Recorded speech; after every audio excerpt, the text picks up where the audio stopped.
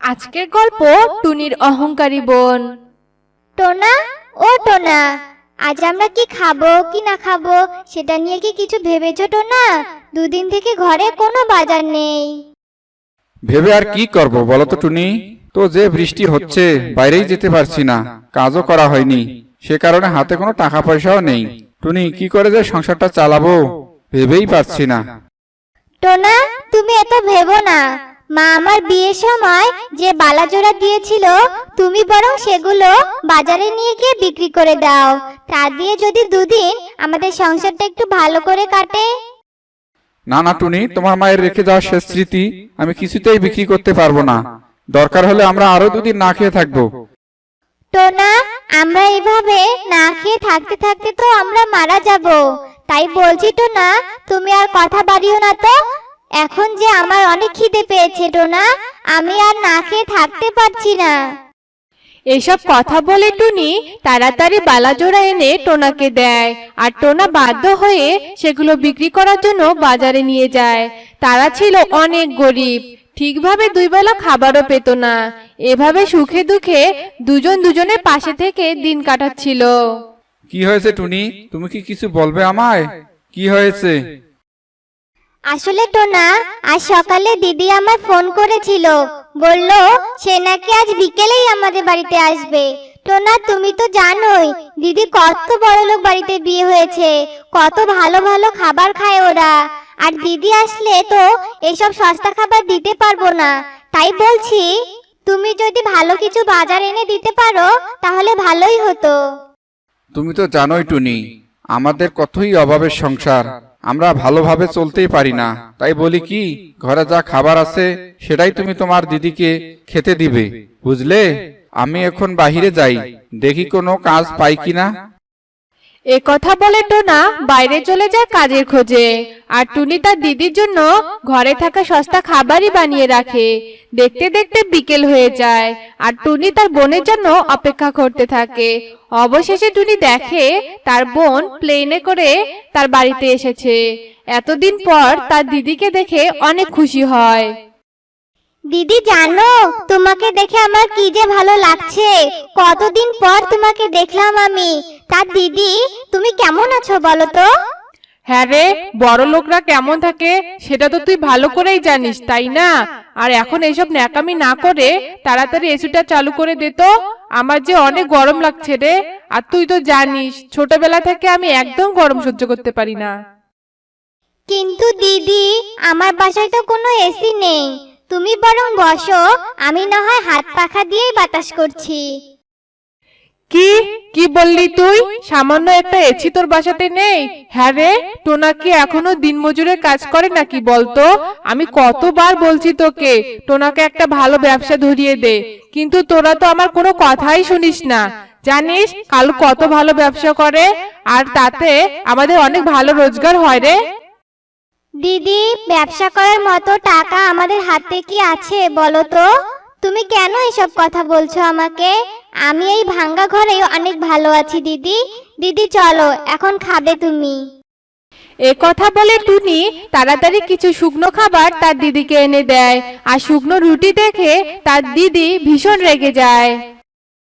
শয়তান টুনি, তুই আমাকে এই শুকনো রুটি খেতে দিলি? এখন আমি কি তোর বাসায় এই শুকনো রুটি খেতে এসেছি নাকি বলতো? তুই জানিস আমার বাসার কাজের লোকেরা এসব খাবার খায় না। আমি এই প্রথম তোর বাসাতে এলাম, আর তুই আমাকে এত অপমান করছিস এসব দিয়ে। দিদি, রাগ করো না দিদি। আর আমি তোমার কোথায় অপমান করলাম? বরং তুমি তো আমায় অপমান করছো। আমার সামর্থ্যে যা রয়েছে আমি তো সেটাই তোমাকে খেতে দিয়েছি দিদি। আর আমি গরিব বলে তুমি আমায় এত কথা শোনালে। ভেবেছিলাম তোমার সাথে সুখে দুঃখের কথা বলবো, কিন্তু তুমি এসেই আমার সাথে কেমন যেন করছো। আমি এবার ভালো করে বুঝতে পেরেছি রে, আসলে তোর বাসাতে আমার আশাটাই ভুল হয়ে গেছে। ইস, আমি যদি কালুকে আজ এখানে নিয়ে আসতাম তাহলে আমি ওর কাছে কত ছোটই না হয়ে যেতাম। তোর বাসার পরিবেশ দেখেই তো আমার অনেক ঘৃণা হচ্ছে রে। কালু এলে এখানে এক মুহূর্তে থাকতে পারতো না, যত সব ছোট লোকের কারবার। তুই তবে থাক কেমন, আমি বাসায় চললাম। এ কথা বলে টুনির দিদি অনেক রেগে আবারও প্লেনে করে চলে যায়।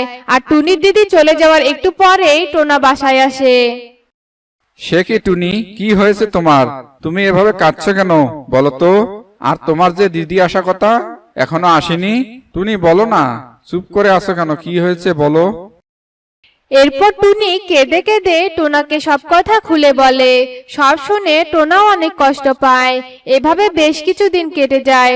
অন্যদিকে কালো কাক একদিন টুনির বোন খুশিকে বলে, খুশি, আজ মনে হয় আমি কাজে যেতে পারবো না গো।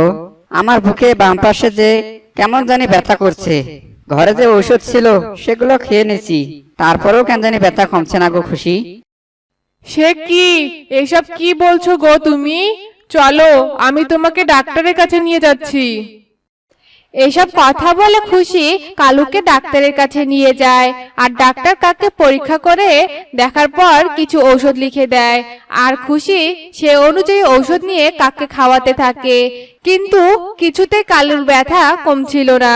এভাবে যতই দিন যাচ্ছিল, খুশি তাদের জমি, বাড়ি, ব্যবসা সবকিছু বিক্রি করে কালু চিকিৎসা করাচ্ছিল। তবে শত চেষ্টা করেও খুশি তার স্বামীকে বাঁচাতে পারে না। হায় হায়, এবার তবে কি হবে? আমি যে কালু চিকিৎসা করতে গিয়ে সবকিছু শেষ করেছি। এখন তো আমি একেবারে নিঃস্ব হয়ে গেলাম। যাই, আজ থেকে বরং আমি ভিক্ষে করব। এছাড়া যে আমার কোনো উপায় নেই। এরপর থেকে খুশি বনের পাখিদের কাছে সাহায্য নিয়ে চলতো। এভাবে রোজ পাখিরা সাহায্য দিতে দিতে অনেক বিরক্ত হয়ে যেত। এক পর্যায়ে গিয়ে খুশিকে আর কেউই সাহায্য করে না। এখন আমি কি করব? এ বনে তো আমাকে কেউই সাহায্য করছে না। না, আমি বরং পাশের জঙ্গলে যাই, সেখানে হয়তো আমি অনেক ভালো সাহায্য পাবো।